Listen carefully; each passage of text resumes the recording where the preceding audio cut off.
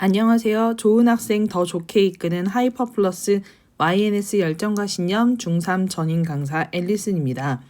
1학기 때부터 대한여중 내신 대비를 맡았었고, 이에 따라 지난 11월 20일에 있었던 중학교 마지막 내신인 3학년 2학기 기말고사도 분석해 보겠습니다. 우선 전체적인 총평은 중간고사로 크게 당황했었던 학생들이 그래도 시험 유형에 적응하고 꼼꼼하게 대비해서 1학기 때 받았던 점수로 다시 돌아갈 수 있는 시험이었지만 중위권, 중하위권 학생들에게는 여전히 쉽지 않았을 시험이었습니다. 그래서 전체적인 대한여중 시험의 난도는 중상 정도라고 할 수 있습니다. 주변 학교에 비해서는 확실히 어려운 시험이죠. 이번 분석에서 전체적인 내용을 묻는 문제도 당연히 중요하겠지만 고득점과 등급에 있어 결정적인 역할을 하는 어휘, 어법, 영작, 서답형을 중심으로 말씀드리겠습니다. 대한여중 시험의 특징은 객관식 20문항에 조건형 서답형 3문항이 들어가 있어서 총 23문항 100점 만점의 시험으로 출제되었습니다. 범위는 교과서, 동아윤 교과서, 중3 교과서 6과 7과, 중간고사 때 5과 8과가 들어갔기 때문에 이번 기말고사 때는 6과와 7과가 들어갔었고요. 외부 지문은 총 3개였습니다. 미슐랭 가이드에 대한 내용, AI가 만들어낸 이미지, 그리고 나사에 지원하는 우주 비행사라고 하는 다양한 소재를 가지고 역시 외부 지문이 만들어졌고, 전체적으로 이번 시험지는 중간고사에 비해서 한 장 줄어든 6장 분량이었지만 그래도 여전히 지문과 선지는 긴 문장이 많았습니다. 외부 지문에서는 어법이 출제되지 않았었고 어휘와 내용 문항이 출제되었고요. 어휘, 어법, 영작 문항이 전체 15문항으로 굉장히 높은 비중을 차지하고 있습니다. 서답형이 들어가 있기 때문에 당연히 그럴 수밖에 없고, 어법 문항과 어휘 문항은 맞게 변형해서 쓸 수 있어야 합니다. 그리고 본문 영작에 선지 변형이 있었다라는 것은 대한여중 시험지가 가지고 있는 큰 특징이라고 볼 수 있습니다. 어휘 문제가 처음에 4번에서 다음 글에 내가 느꼈을 심정으로 가장 적절한 것은 이라고 해서 4점이 배정이 되었는데, 이는 당연히 심정 문제라고 볼 수 있겠지만, 내용을 물어보는 심정 문제라고 볼 수 있겠지만, 본문에 나와 있는 글쓴이의 심정을 충분히 알고 있어도 밑에 선지의 단어를 모르는 학생들이 너무나 많았기 때문에 이는 저는 어휘 문제로 보고 접근을 하였습니다. 다음 소설을 읽고 6과에 나와 있는 소설 읽고 독서 감상문을 썼을 때 이 독서 감상문의 빈칸에 들어갈 수 없는 단어 물어보는 것도 역시 교과서에 나와 있는 유의어, 반의어 정도로는 대응하기가 어려운 수준의 어휘였다라고 볼 수 있죠. 다음 10번에 나와 있는 A부터 E 중 영어 설명 중에 적절하지 않은 것은 이라고 해서 영영풀이에 대한 단어가 나와 있었습니다. 5점이 배정이 되었고요. 이는 역시 반의어를 가지고 활용해서 풀 수 있는 문제였습니다. 15번에서는요. 주어진 단어나 표현을 영어로 설명한 표에서 A부터 D 중 들어갈 단어로 적절한 것은 했을 때 영어 단어, 어휘 있었고요. 그 다음에 짧은 구문에 대한 설명 있었고 수거에 대한 설명이 있어서 이 A, B, C, D에 각각 들어갈 말들을 서로 짝지어 놓는 것들. 그래서 역시 마찬가지로 반의어를 중점적으로 알고 있어야지 풀 수 있는 문제가 4점짜리로 출제되었습니다. 그 다음 어휘 문제에서는요. 마지막 19번에서는 미슐랭 가이드에 대한 외부 지문에 나와 있는 A부터 E까지의 문맥상 의미를 설명한 것으로 적절하지 않은 것은 해서 역시 영영풀이의 형태로 출제를 하였습니다. 그래서 이렇게 어휘 문항이 총 5문항이 출제되었고요. 그럼 이러한 어휘를 대비하기 위해서 가장 중요한 건 영영풀이하고 대한여중에서는 유의어와 반의어를 활용한 표현으로 다양하게 바꿔서 표현하는 걸 익숙하게 만드는 게 가장 중요할 것입니다. 그래서 영영풀이는 당연히 이 영영풀이에 대한 정의, 품사별로 공부를 하게 되고 이거에 대한 테스트 진행하면서 교사용 자료를 사용해서 이 구문 안에서 유의어, 반의어를 활용해서 문제를 풀어내는 것까지 해서 시험에 대응하고 있습니다. 다음 어법과 영작 부분에 출제된 경향을 보시면 2번 문제부터 A부터 E 중 시제의 쓰임이 옳지 않은 것은 여기서 육과에 나와 있는 문법인 과거 완료에 단순 시제, 완료 시제까지 같이 묶어서 전체 글 안에서 흘러가는 흐름 중 시제가 맞지 않은 것을 골라내는 문항이 5점짜리로 출제되었습니다. 3번에서는 A부터 D까지 부사절로 바꿨을 때 문맥에 어울리는 접속사로 적절한 것끼리 묶인 것은 이라는 문제가 출제되었는데 7과에 나와 있는 접속사 as의 다양한 뜻만 물어봤던 다른 학교와는 다르게 전체적으로 부사절에 대한 접속사를 의미를 통틀어서 이 안에서 문맥을 구별하는 문제로 출제를 했습니다.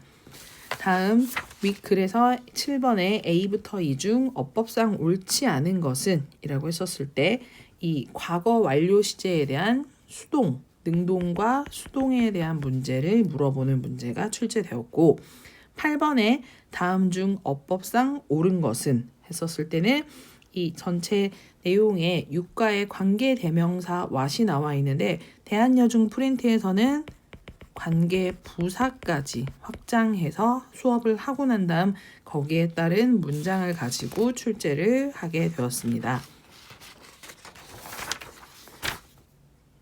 11번 문제에서도 어법상 옳지 않은 것은 이라고 해서 역시 관계 부사를 활용한 문제 출제되었고요. 12번에 어법상 옳은 것은 이라고 했었을 때는 분사 구문을 활용해서 문제를 출제했습니다.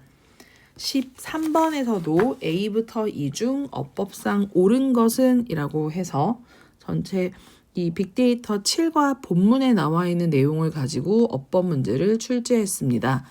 그럼 이 대한여중 시험에서 이번 시험의 어법의 가장 큰 특징이라고 할 수 있는 것은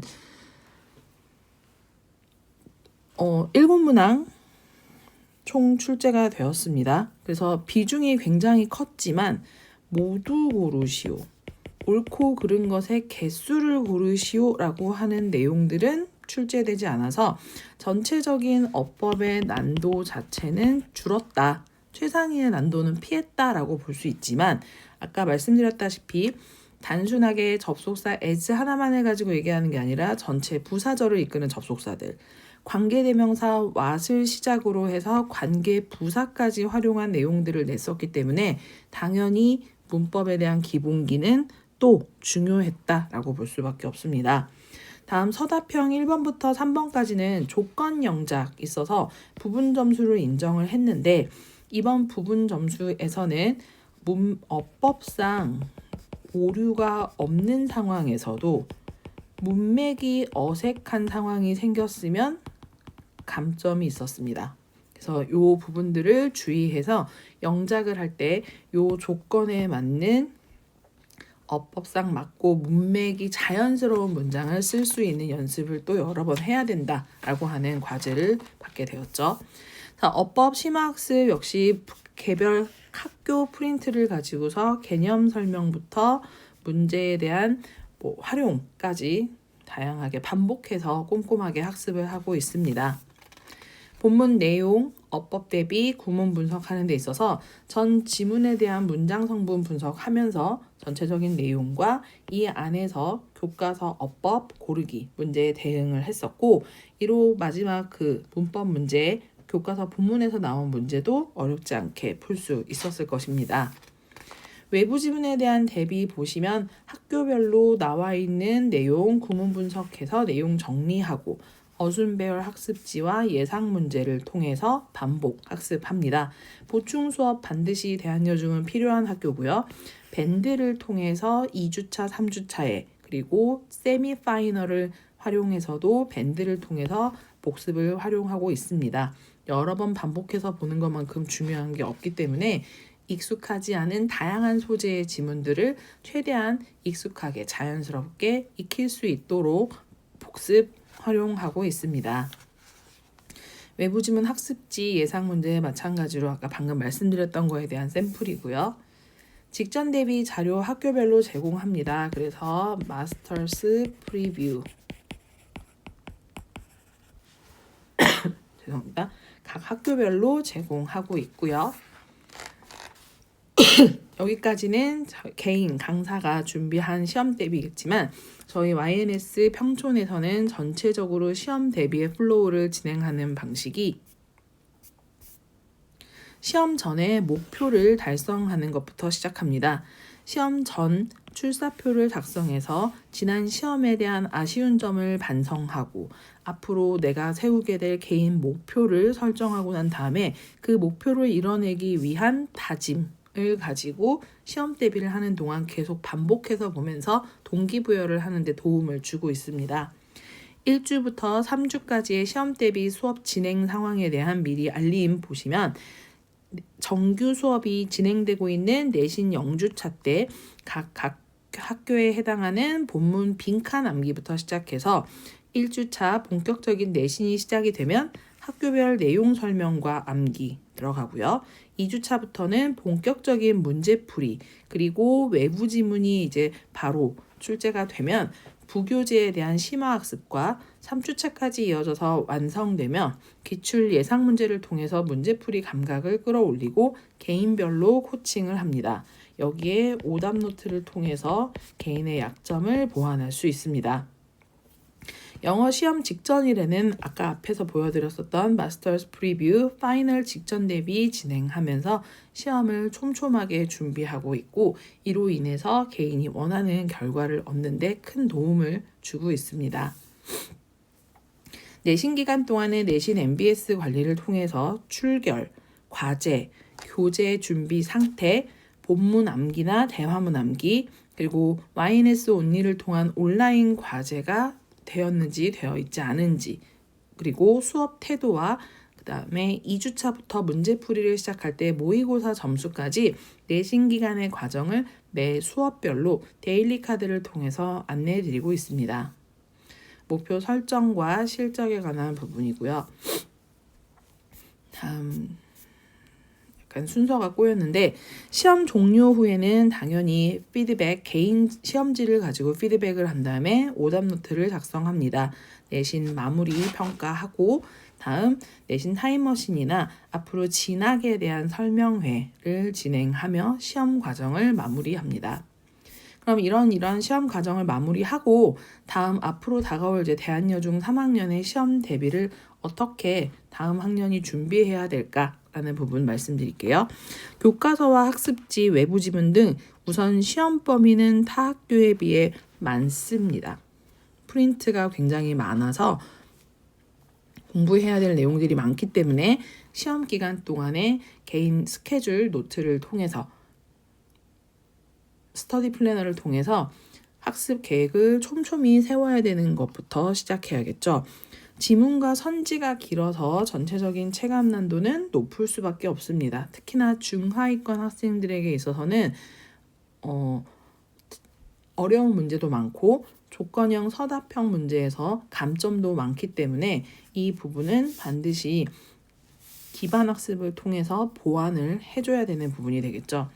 같은 얘기겠지만 어휘, 어법, 내용 파악 등 단순 기본 내용보단 심화 학습을 반드시 하면서 기반 학습을 통한 실력 향상을 먼저 하고 있어야 되는 학교입니다. 그리고 마지막에 조건형 서답형 문항에 대해서는 철저히 대비해야겠죠. 심층 어휘 통해서 변형 가능성을 염두에 두고 폭넓게 연습을 하면서 반드시 글의 요지를 작성한다든지 조건을 활용해서 18단어, 20단어로 문장을 쓰시오 라고 하는 등 조건이 까다롭기 때문에 정확한 문장 구성 능력 당연히 요구되고요. 아까 말씀드린 것처럼 어법상 잘못된 부분은 없어도 문맥상 어색한 부분에서 감점이 있기 때문에 그 부분을 반드시 유의해 줘야 된다라는 것까지 말씀드리겠습니다. 내년에도 교과서가 바뀌지 않고 동아이용 교과서를 쓸 것이라고 예상되기 때문에 또 2026년 시험이 끝나고 난 다음에 분석 자료로 다시 뵙겠습니다. 감사합니다.